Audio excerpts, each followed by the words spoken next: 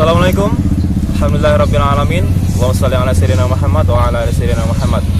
Pada hari ini, hari Minggu 26 Juli 2020, insyaallah kita akan membahas kekurangan dan kelebihan daripada pembelajaran sistem daring atau dalam jaringan, juga kekurangan dan kelebihan daripada sistem pembelajaran tatap muka. Seperti apa kelebihan dan kekurangan masing-masing? Apakah lebih banyak kekurangannya atau lebih banyak kelebihannya? Baik, kita sama-sama simak penjelasannya seperti berikut ini.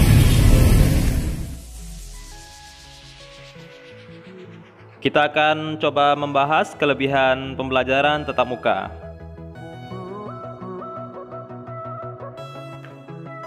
Kelebihan dari pembelajaran tatap muka yang pertama, dapat menampung kelas yang besar.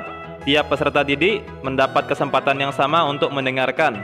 Kedua, bahan pengajar atau keterangan dapat diberikan lebih utuh.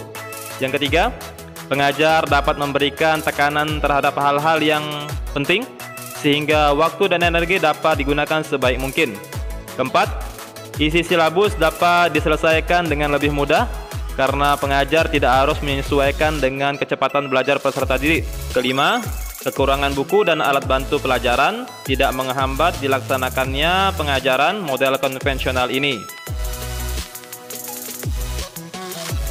Bahan dari proses pembelajaran secara tatap muka ini yang pertama, pembelajaran berjalan membosankan dan peserta didik menjadi pasif karena tidak berkesempatan untuk menemukan sendiri konsep yang diajarkan.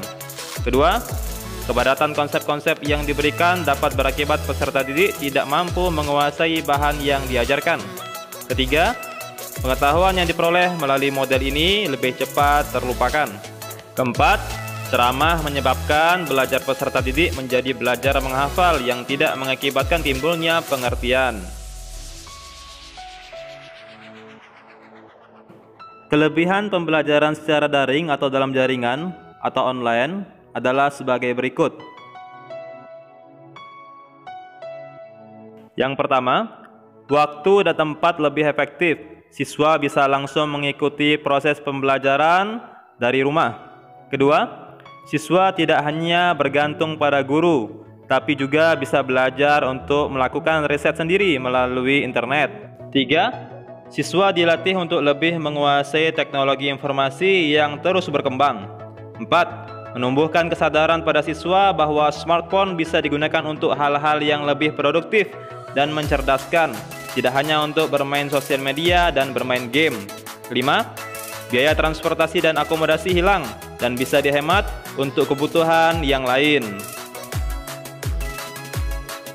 Sedangkan kekurangan dari pembelajaran daring atau online sendiri adalah yang pertama, sulit untuk mengontrol mana siswa yang serius mengikuti pelajaran, mana yang tidak. Kedua, pembelajaran lebih banyak bersifat teoritis dan minim praktek karena tidak memungkinkan adanya interaksi langsung antara siswa dan guru. Tiga, bagi mereka yang tinggal di lokasi dengan infrastruktur komunikasi yang masih minim, tentu akan kesulitan untuk mengakses internet. Empat, tidak semua siswa memiliki dan mampu mengakses peralatan yang dibutuhkan, entah itu komputer, laptop, Android, atau smartphone, untuk melakukan pembelajaran online. Kelima, terlalu banyak distraksi atau gangguan yang bisa mengganggu konsentrasi siswa saat belajar di rumah.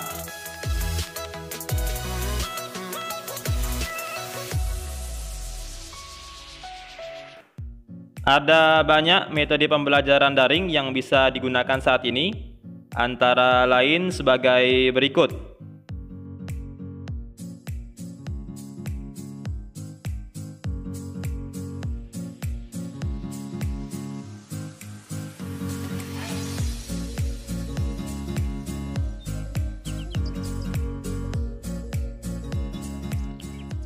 Untuk metode pembelajaran daring yang pertama, kita akan coba membahas dengan menggunakan grup WhatsApp. Apa saja yang menjadi kelebihan dan yang menjadi kekurangan dari metode pembelajaran dengan grup WhatsApp ini. Kelebihan grup WhatsApp yang pertama, menjaga silaturahmi. Kedua, tempat bertanya hal-hal yang urgen, yang penting. Ketiga, tempat mendapatkan informasi yang penting dan cepat.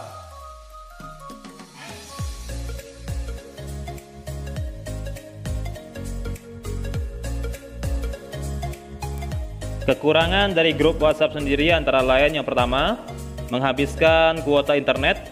Kedua, menghabiskan waktu untuk membaca pesan yang terus-menerus masuk. Ketiga, membuat sulit fokus dan kehilangan konsentrasi karena terlalu banyak grup. Keempat, memakan memori internal cukup besar. Kelima, sumber informasi sampah yang banyak karena banyak dari anggota grup yang men-share informasi tanpa meminta izin terlebih dahulu kepada admin grup.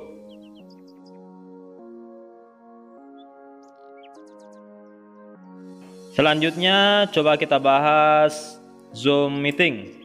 Apa saja yang menjadi kekurangan dan kelebihan metode pembelajaran dengan menggunakan aplikasi Zoom Meeting ini. Kelebihan dari aplikasi Zoom Meeting sendiri yang pertama, kapasitas ruang besar. Artinya memungkinkan seluruh siswa untuk dapat bergabung ke dalam kelas Zoom Meeting ini. Kedua, kualitas video dan suara terbaik. Artinya tidak ada jeda atau keterlambatan suara yang masuk ketika kita melakukan press conference. Ketiga, tersedia berbagai fitur menarik. Keempat, mendukung presentasi. Yang kelima, fitur on dan off. Di sini peserta atau siswa dapat meninggalkan meeting untuk keperluan yang mendesak, kemudian dapat bergabung kembali dengan menekan tombol on dan off. Kemudian yang keenam, tersedia di berbagai macam perangkat, antara lain Android, smartphone, PC atau komputer, dan juga laptop.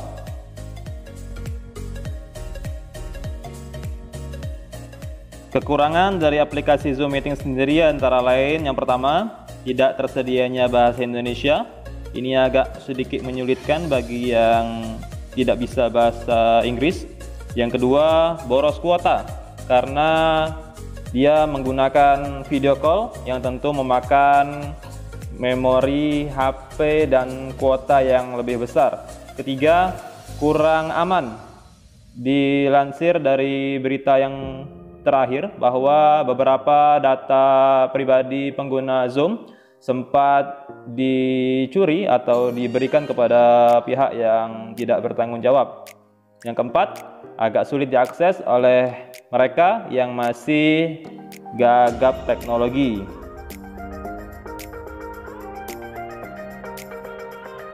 Selanjutnya, kelebihan dan kekurangan metode Google Classroom. Kelebihan Google Classroom yang pertama, sangat mobile friendly atau mudah dioperasikan untuk pemula. Yang kedua, mudah mengelola tugas yang diberikan. Yang ketiga, semua file masuk tersimpan ke dalam Google Drive. Keempat, mudah meninjau tugas sebelum dikirim. Kelima, sangat mudah melihat pengumuman atau hasil dari tugas kita, juga pengumuman yang disampaikan oleh pengajar. Keenam, bebas dari iklan. Tidak ada satupun iklan yang muncul dalam aplikasi ini, baik iklan yang berbayar ataupun iklan yang gratis. Ketujuh, aplikasi ini tersedia secara gratis 100% tanpa perlu membayar. Sedangkan kekurangan dari Google Classroom sendiri, yang pertama, tampilannya yang kurang menarik bagi siswa. Kedua, saat Google Drive penuh, file tidak dapat dikirim.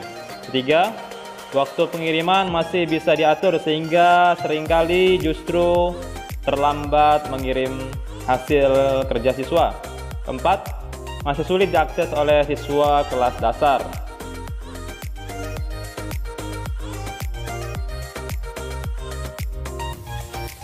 Selanjutnya, kekurangan dan kelebihan metode pembelajaran melalui YouTube. Kelebihan dari metode pembelajaran melalui media YouTube antara lain mengatasi jarak dan waktu, mampu menggambarkan dan menjelaskan materi lebih detail dalam waktu yang singkat, dapat diulang-ulang bila perlu untuk menambah kejelasan, pesan yang disampaikan cepat dan mudah diingat, mengembangkan pikiran dan pemahaman para siswa, mengembangkan imajinasi, memperjelas hal-hal yang abstrak dan memberikan penjelasan yang lebih realistis, mampu berperan sebagai media utama untuk mendokumentasikan materi yang disampaikan. Kelemahan dari media pembelajaran YouTube sendiri antara lain yang pertama, sebagaimana media audio visual, video YouTube terlalu menekankan pentingnya teori ketimbang praktek. Kedua, pemanfaatan media ini juga terkesan memakan biaya tidak murah, kuota HP, dan kekuatan sinyal. Tiga, siswa tidak bisa berinteraksi langsung dan hanya bisa bertanya lewat kolom komentar video. Yang terakhir adalah metode pembelajaran menggunakan aplikasi Google Duo, di mana aplikasi ini sering digunakan untuk video call kepada siswa. Pemanfaatannya mirip seperti video call dengan grup WhatsApp dan Zoom meeting.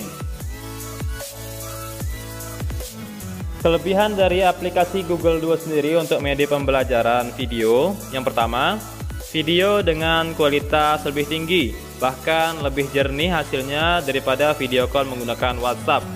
Kedua, sangat mudah digunakan. Ketiga, fitur pesan video dengan efek keren, ada animasi-animasi tambahan yang bisa digunakan. Keempat, fitur panggilan grup hingga mencapai 12 orang untuk aplikasi yang terupdate, sedangkan aplikasi yang lama itu bisa 8 orang. Yang keenam, dapat di-download secara gratis.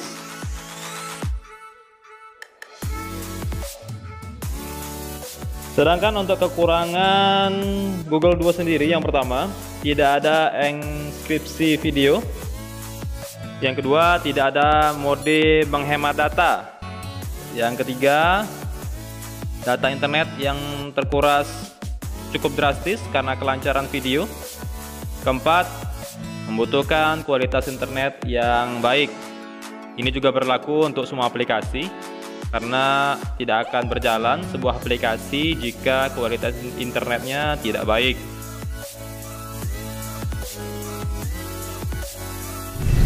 Nah, jadi itulah kekurangan juga kelebihan daripada masing-masing sistem pembelajaran. Jadi tidak ada satu metode pun yang paling sempurna yang bisa digunakan. Namun kita bisa menggunakan metode yang paling pas dengan situasi dan kondisi kita masing-masing. Kami juga sebagai tenaga pengajar tentunya akan tetap memberikan yang terbaik bagi Anda sekalian. Semua metode yang sudah diterapkan dan semua metode yang ada, insya Allah akan tetap kami jalankan, baik pembelajaran melalui metode sebaran WhatsApp, video rekaman yang disebar melalui grup WhatsApp, atau YouTube, atau Google Classroom, atau Zoom, atau nanti video call melalui Google Duo, atau segala macam akan tetap kami laksanakan. Juga materi-materi yang perlu kiranya diketik dan disebar melalui foto atau grup WhatsApp tetap akan kami lakukan. Itu semua dilakukan demi memudahkan Ananda sekalian untuk tetap dapat menerima pelajaran meskipun dalam keterbatasan dan kekurangan yang ada. Itu saja yang bisa kami ulas pada kesempatan kali ini. Kurang dan lebihnya kami mohon maaf jika terdapat kesalahan kata. Tidak ada maksud sedikit pun kami membuat video ini untuk menyinggung siapapun. Ini semua kami buat hanya untuk edukasi dan sharing bahwa seperti itulah memang fakta adanya. Saya akhiri, kepada Allah saya mohon ampun. Assalamualaikum warahmatullahi wabarakatuh.